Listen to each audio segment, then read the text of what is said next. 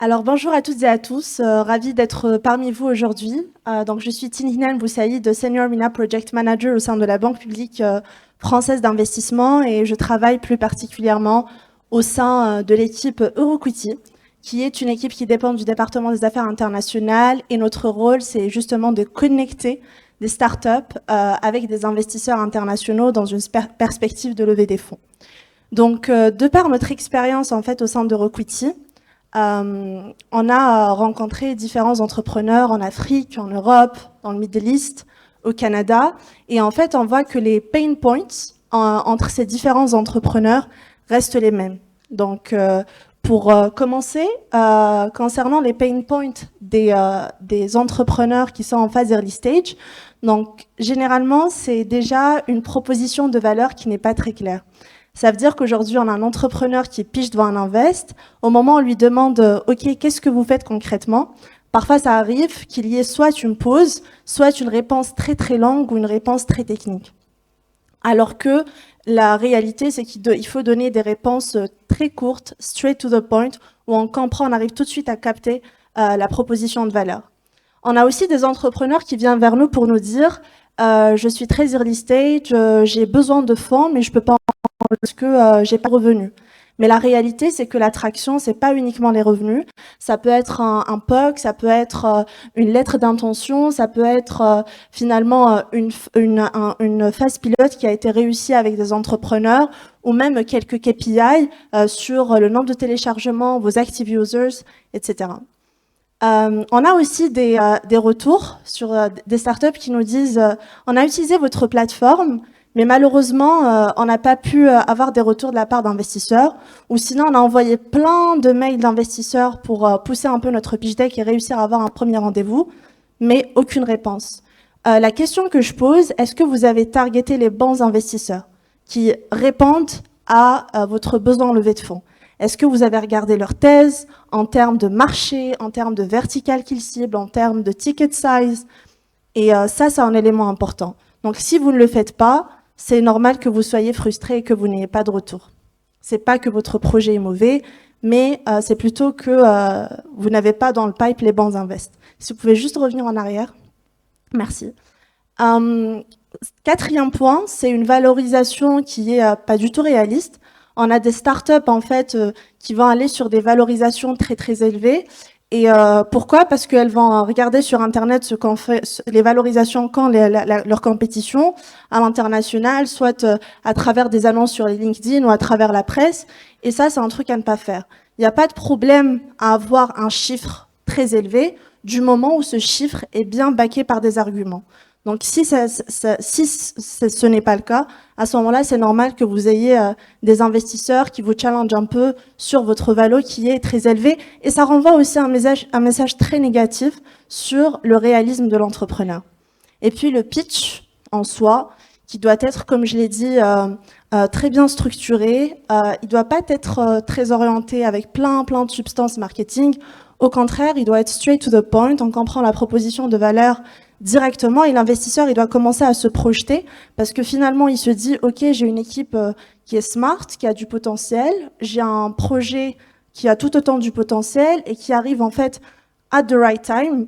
Pourquoi at the right time? Parce que vous aurez justifié que vous n'arrivez pas très tôt dans le marché, que vous n'arrivez pas très tard, mais que vous arrivez à un moment où le cadre légal, par exemple, est très favorable, où il y a une adoption massive de votre produit. Donc voilà, donc c'est tous des éléments à prendre en considération.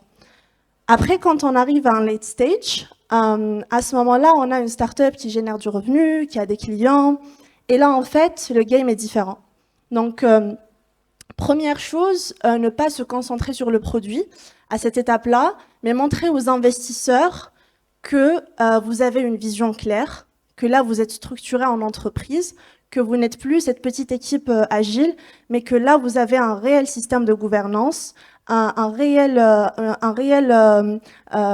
process d'industrialisation et que vous êtes aussi, surtout que vous vous positionnez sur du long terme. Donc, très important de passer d'une réflexion orientée produit à une réflexion orientée entreprise. Qualité des nombres. Donc là, autant sur l'early stage, on va pas faire attention, on va faire moins attention, je dirais, sur les revenus. Mais ici, les nombres, les chiffres sont très importants. Donc, il faut bien les maîtriser.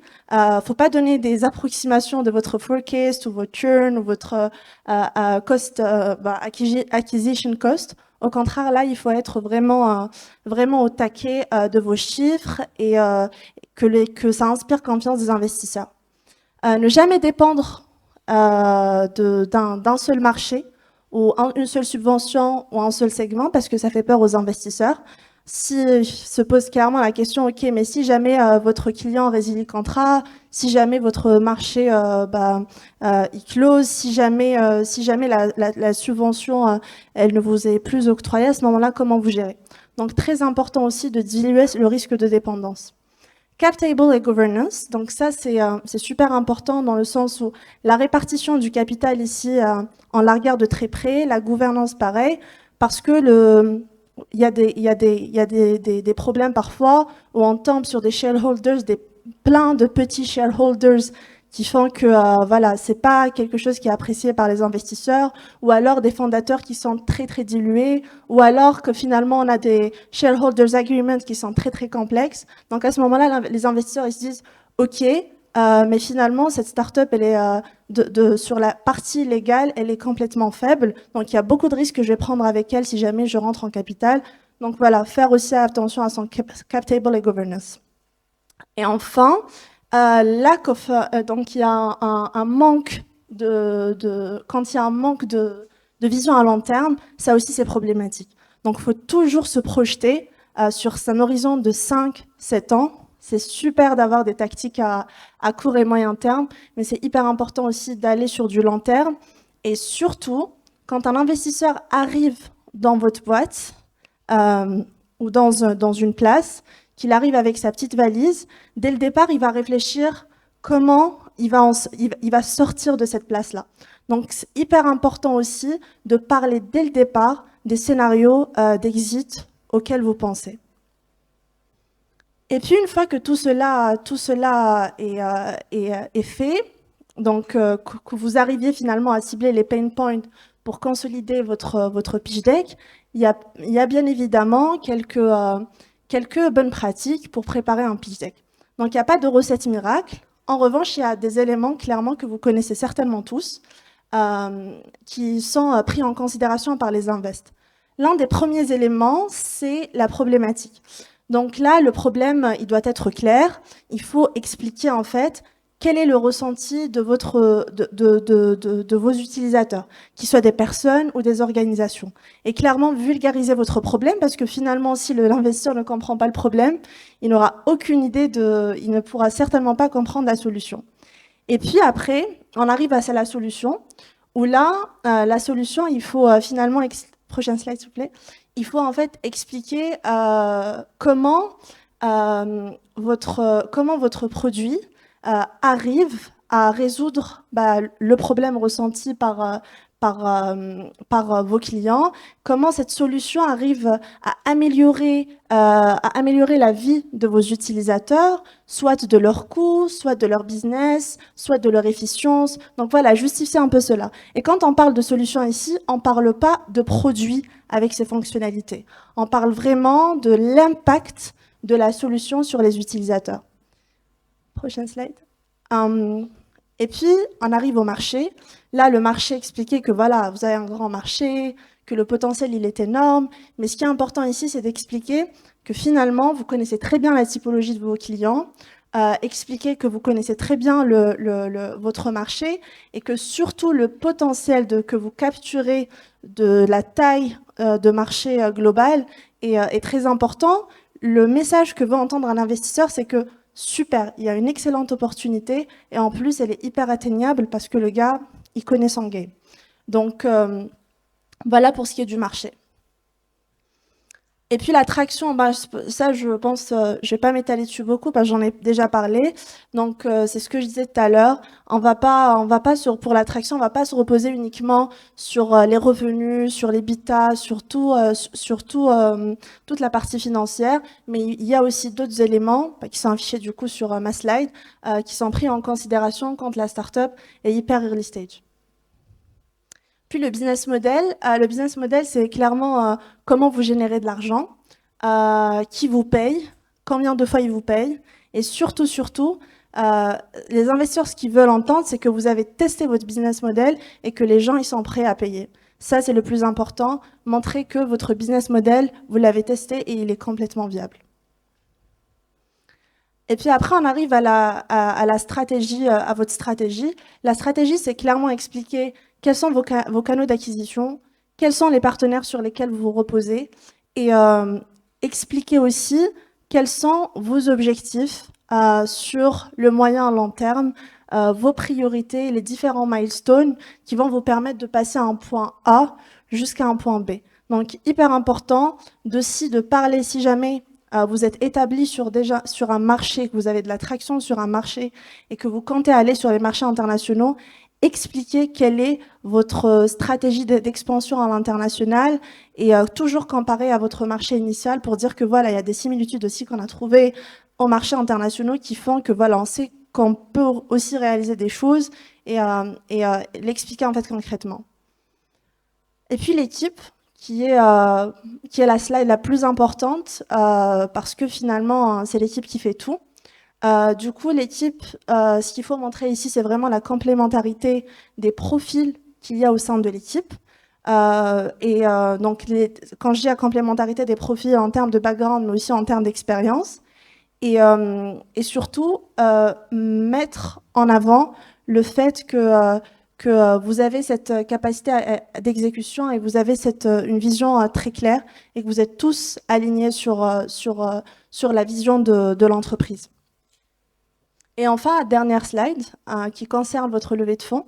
Donc, quand vous voyez un invest, il faut être sûr du ticket que vous levez. Donc, il ne faut pas bégayer à ce moment-là. Donc, être sûr du montant que vous demandez, comment vous l'allouez et surtout, quels sont vos objectifs de levée de fonds.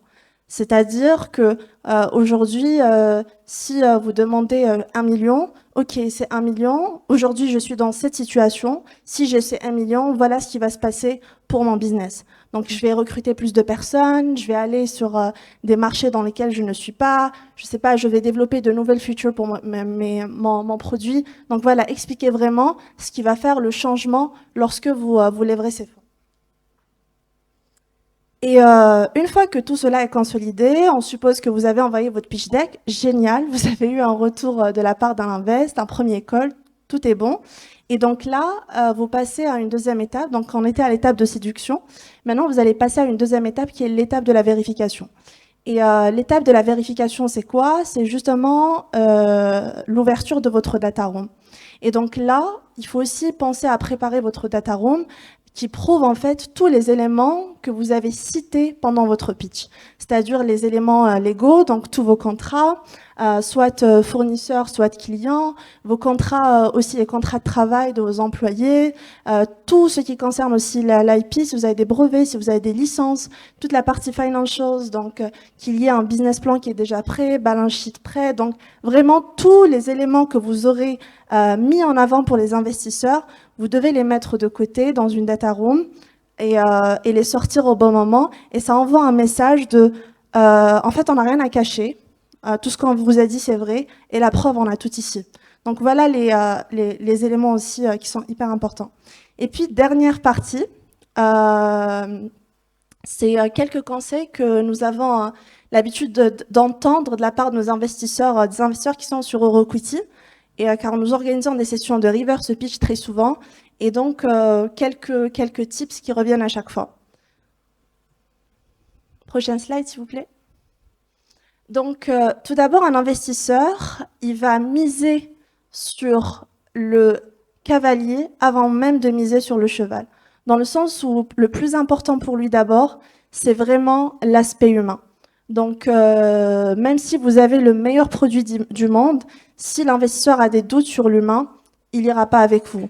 Il ira avec quelqu'un qui propose un produit moins parfait que le vôtre, mais avec une équipe à qui, en fait, il fait complètement confiance. Donc, les investisseurs préfèrent investir dans une équipe plutôt complémentaire, plutôt que des solo entrepreneurs, parce qu'ils considèrent que la gestion d'entreprise, c'est un sport collectif, c'est pas un sport individuel.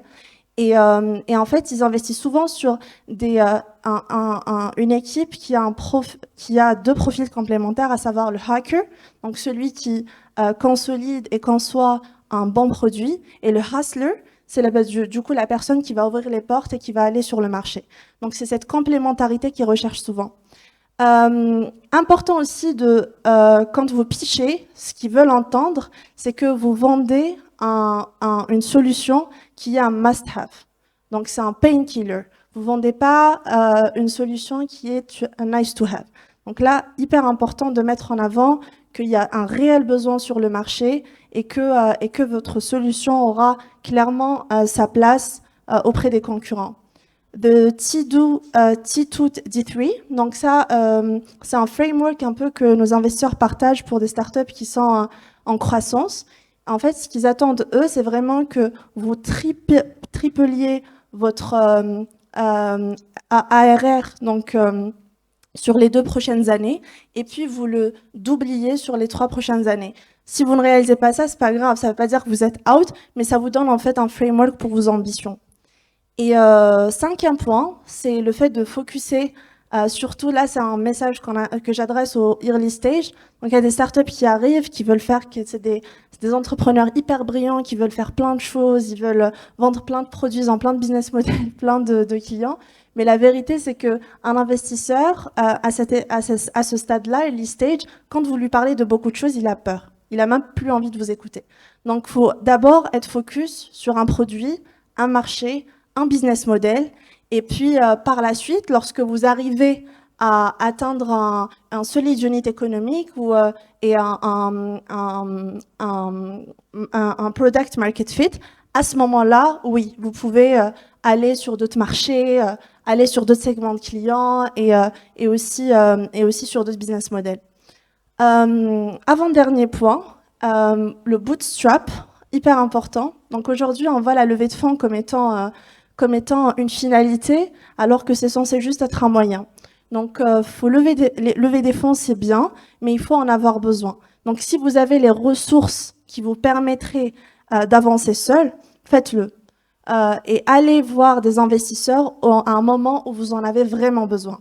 Et enfin, tout comme les investisseurs ont leur pipeline de start-up qui choisissent, vous aussi, vous avez le droit de choisir vos investisseurs. Faut pas les voir juste comme un chèque. Faut les voir comme des personnes avec lesquelles vous allez travailler au-delà de l'argent qu'ils vont vous apporter, parce qu'ils vont beaucoup influencer la vie de votre entreprise. Ils vont l'influencer. Il faut en fait chercher des investisseurs qui ont la même vision que vous. Parce que si ce n'est pas le cas, vous pouvez avoir des problèmes avec eux, notamment sur la stratégie de l'entreprise, mais pas que, même quand vous voudriez lever de futurs tours de table, ça pourrait être problématique. Donc, important aussi de bien choisir les investisseurs comme vous choisissez vos cofondateurs. Et enfin, pour ne pas prendre plus de temps sur le chrono, je vous ai mis un petit QR code. C'est en fait qui va vous permettre d'aller sur la plateforme Rockwitty. Si jamais vous voulez explorer notre base de données sur Rockwitty, on a plus de 1500 investisseurs qui sont disponibles sur la plateforme, qui investissent sur l'Afrique, l'Europe, le Middle East et le Canada. Donc n'hésitez pas à créer votre profil, naviguer dessus pour voilà, trouver de potentiels investisseurs et bénéficier aussi de toutes les animations que nous organisons au sein de l'équipe. Merci beaucoup pour votre attention.